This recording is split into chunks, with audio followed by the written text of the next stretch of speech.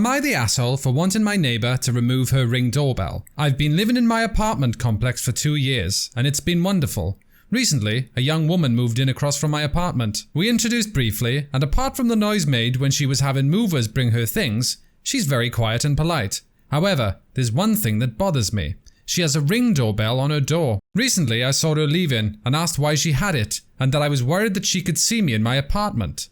She said she had it for packages and due to no peepholes on the door and just extra security. She showed me that yes, it can see my door a bit, but assured me she's not on her phone all day checking it. I expressed my uncomfortableness and asked her to remove it. She told me she was sorry I was uncomfortable, but she was not spying on me and had a right to have one up. She wasn't breaking her lease, and she had seen other people in the complex have one. I told her I don't care about other people. I want it gone or I will be reporting her. She told me not to bother and called our property manager regarding it because I got a visit from her asking to leave her and the doorbell situation alone. Am I really out of line for this? Am I the asshole? Yeah, you are, actually. My guess is you don't want her to see your door because you don't want her to know who's going in and out of your apartment. What I would say is, stop bringing over pimps and drug dealers, and then you won't care who knows who goes in and out. Yes, you're an arsehole. Am I the asshole for not wanting my husband to walk his sister down the aisle? It sounds like you might be. My husband, Mike, 37, is the eldest in his family. He's pretty close with his sister Beth, 28, and they spend almost all week together. Beth had issues with her father growing up. She went no contact with him after he took her first car and damaged it. She only remained in contact with Mike since everybody else judged her for going no contact. She's getting married to a fiancé of 3 years. Sounds a bit young, doesn't he? From what I understand, she and her dad are slowly getting reconciled. But she made it clear she wants him to take no part in the wedding. She asked Mike if he could walk her down the aisle and he agreed. I have to say that I was taken aback and it felt a bit odd to me because her dad is alive. They're on speaking terms again. He's going to be there at the wedding, so the logical thing to do is to have him walk her down the aisle. The role isn't for her older brother, but her father.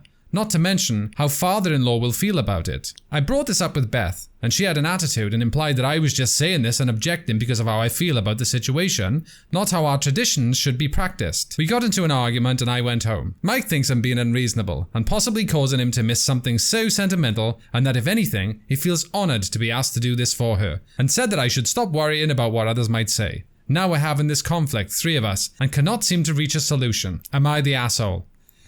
Actually, yeah, you are. It seems to me that you have a problem with the relationship between your husband and his sister. I'm not sure if it's jealousy because you don't have any siblings, or maybe they make you feel pushed out, like you can't be a part of it. Either way, the problem is definitely with you. Your sister-in-law really wants her brother to walk her down the aisle because she doesn't have a close relationship with her father, and the brother feels honoured to do so. You should just keep your big nose out. Asshole. Verdict? Asshole. Am I the asshole for returning my daughter's birthday cake after I discovered that my wife made changes to it? I, male 37, have a daughter, now 13, Olivia, from my former relationship. Currently, I'm married to my wife who has a daughter, Brittany. So Brittany is the opposite of Olivia. For example, Brittany's a social kid. Olivia is an introvert. The list is long, but they're just complete opposite. Olivia's 13th birthday was 2 days ago. She loves chocolate and I decided this is the flavour I was going to go with when I contacted the bakery. However, my wife objected since Brittany absolutely hates chocolate and suggested we go with vanilla. I said no way because for one, Olivia hates vanilla and it's also her birthday, so she gets to have her cake with her favourite flavour. My wife got upset and took it as in I had no regard for Brittany and that we should just choose another neutral flavour instead. I shut that down and said no more discussing this because I'd already decided to go with what Olivia wanted. At the day of the birthday, I was supposed to go to get the cake, but I was surprised to see my wife coming home after picking up the cake from the bakery.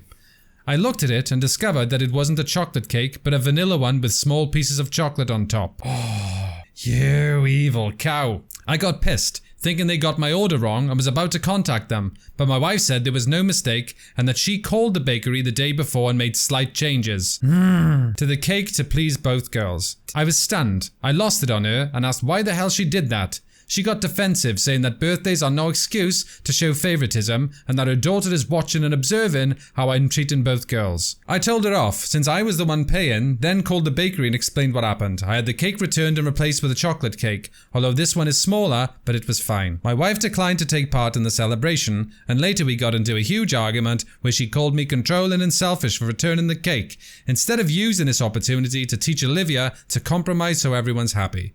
Now I'm teaching her to be selfish. I said that my daughter gets to act selfish on her birthday and that she, my wife, was teaching her daughter to be entitled. Word for word, and it led to a bigger argument. We're not talking as of now.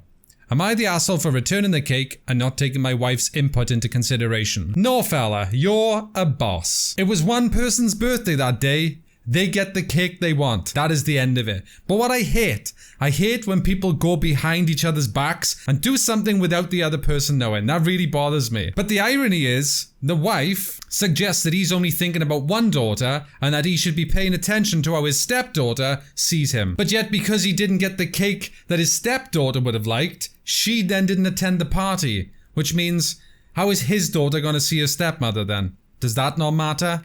Bitch, get in line. Don't know what the line is, but get in it. Everyone hates lines. No, I think you did the right thing. Especially if your daughter doesn't like vanilla. I mean, her birthday would be ruined if you've got her a cake that she's not going to be able to eat. That's specifically for the stepdaughter. That seems very odd to me. I think if your daughter had liked vanilla cake, then you probably could have just had the birthday and had no problems, but then needed to discuss with the wife what the hell she's thinking. Because that's out of line, girl. Get back in line. Maybe she just can't see past the fact that Brittany, her daughter, isn't the most important person in the world. Regardless, it was Olivia's birthday. You get her the cake she wants, mate, and kick that wife back in line. Lands, baby.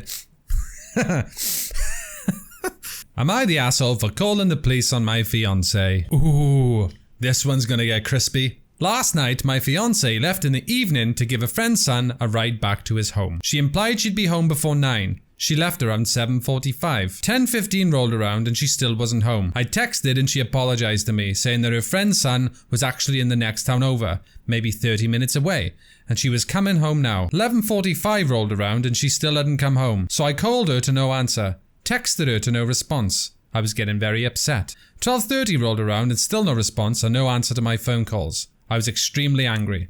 1:30 rolled around and my anger had completely transformed into worry. Not answering my calls and texts not read. Around 1:45 I called the police. I've always heard that the first 24 hours of someone being missing is the most important, so I didn't want to delay. I asked them to let me know if there had been any traffic accidents involving her car, and the operator told me that they would put out the word and send some cops to check along the route she was travelling. I called all the hospitals in the area to check if she had been checked in, and I waited outside watching the road for her car for 3 hours. Partially because I didn't want the kids to hear me on the phone with the hospitals, and secondly because I was sick with worry. At 7 AM she came home. She apologised for her being out and said she had no excuse. She was driving home and felt tired, like she was falling asleep at the wheel, so she pulled over to the side of the road to sleep. When she did that, she found that her brand new phone had stopped working. She says she napped away because it was a responsible thing to do, and then came home at 7 AM to bring the kids to school and get me to work on time. Something's a bit fishy here, dude. This is a fishy fish. I immediately called the police and told them that she had come home safely and gave them the case number and told them to stop searching, which they did. My fiancé brought the kids to school and left for work. I set out to start cleaning, and I got a call from a policeman asking where she worked. I told him and asked why, and I was informed that it was their policy to check on the person's wellness after a missing person is found. I asked them not to go by her work, but to give her a call instead. He said he couldn't promise. My fiancée is relatively new to her job. A police officer showed up and asked to speak with her. She is now enraged at me for calling the police and sending a cop to her work and making her look bad. She is saying I overreacted and that she wasn't missing and that I was punishing her for doing the responsible thing and not driving while drowsy. She is saying that she is never going to leave the house again except for work because she is afraid I'm going to call the cops on her again. So did I overreact? Should I have waited 2 days like she suggests? No, bro, you did the right thing. But she is a sneaky Susie. I don't know what she got up to, right? But it's a bit weird. She's taking some boy home. She's taking way longer than expected. She's on the phone saying, I'll be home now. And then all of a sudden, she never comes home, doesn't answer her phone, doesn't answer texts, and just turns up 7 o'clock in the morning saying, oh, I was tired, I want to sleep, but my phone stopped working. She was out doing the dirty, is what she was doing, and now she's gaslighting the shit out of you, bro. If somebody says, I'm going to be home now in half hour, and you care about them, you call the police if they don't turn up 4 hours later and answering their phone. You did everything right. But I would keep an eye on her.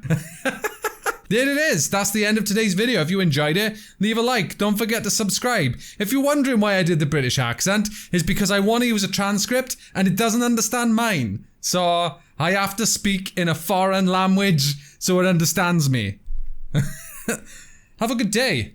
Goodbye. And apart from the noise made when she was fucking, I expressed my uncomfortableness and asked her to remove it. She told me she was sorry I was uncomfortable, but she was not spying on me and had a right to have it up one. Fucking cock.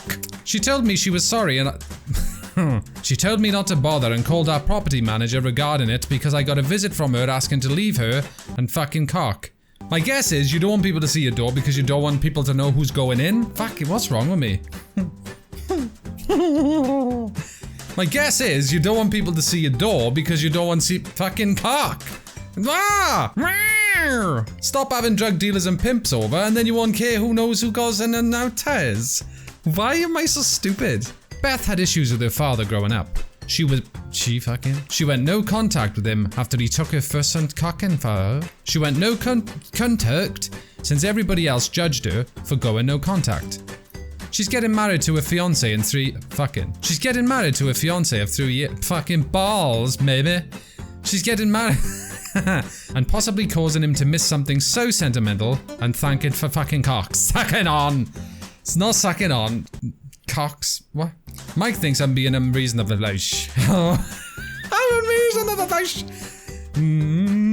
And said that I should stop worrying about what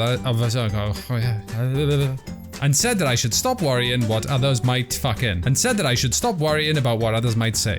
Now we're having this conflict, 3 of us, and I can't seem to find a collusion. What the fuck's gone on? Some form of jealousy about the relationship that you're fucking? It seems to me that you seem to have a problem. Maybe it's jealousy between the relationship between your husband and sister-in-law, cock. However, my wife objected since I shut that down and said no more discussing this because I'd already decided to go with that for Olivia's birthday, bitch.